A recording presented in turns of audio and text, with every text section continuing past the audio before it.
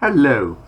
Continuing our discussion of social action, I want to talk about communication in social interaction. Successfully sustaining social interaction requires effective communication so that a predictable pattern of mutual responses can develop.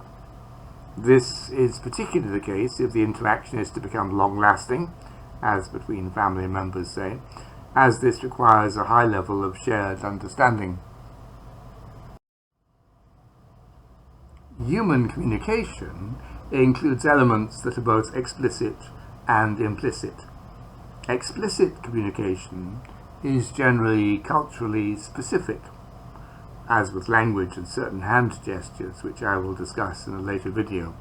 But a large part of communication is implicit and non-verbal, and as such is imprecise.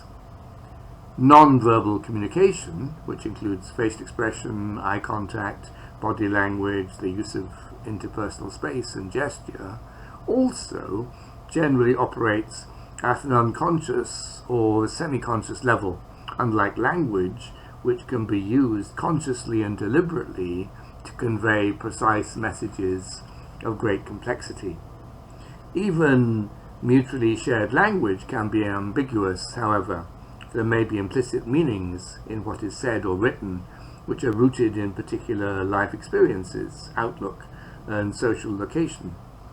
The word expensive, for example, has very different meanings for a rich person and a poor person. Unlike spoken or written language, some elements of non-verbal communication may well be universal amongst human beings and not culturally specific. This seems to be true to some degree for facial expression, eye contact, body language, and the use of interpersonal space.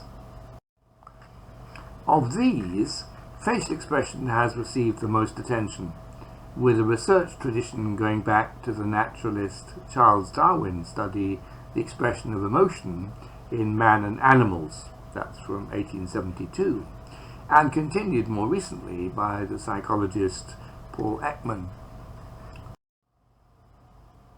Darwin noted that there was a universal range of facial expressions across widely different human population groups, and that these were found in infants as well as adults, and in the blind as well as sighted.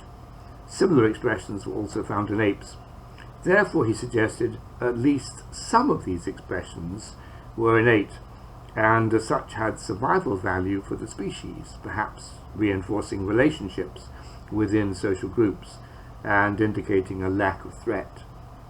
These preliminary findings have since been confirmed in detailed studies by Ekman and others, who found that there were high levels of shared recognition of different emotions across the societies studied. That is, that people were very successful in discerning when other people were happy, sad, angry, fearful, or disgusted, regardless of their social background and which part of the world they came from.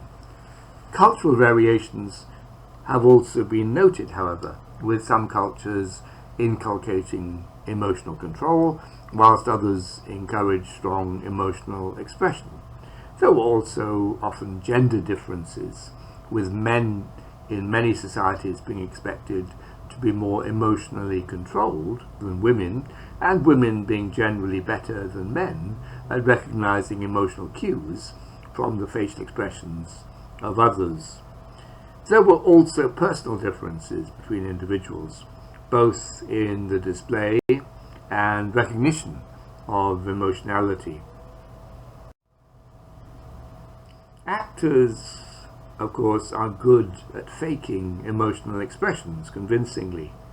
That said, ordinary individuals often behave with expected emotional responses appropriate to a particular social context.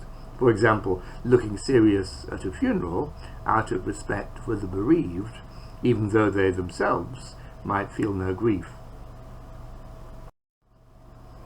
Cultural differences are particularly marked in deliberate gestures, shoulder shrugs, hand signs, and so on. But the other forms of non-verbal communication also seem to have elements that are common across cultures. Thus, eye contact is a common way of beginning a social relationship, and avoiding eye contact is a way of avoiding such relationship. Normally, such contact is very brief, however, with prolonged contact, that is staring, being regarded as overly intimate or threatening in most cases. As to body language, there are common patterns, as these include the following in many cultures.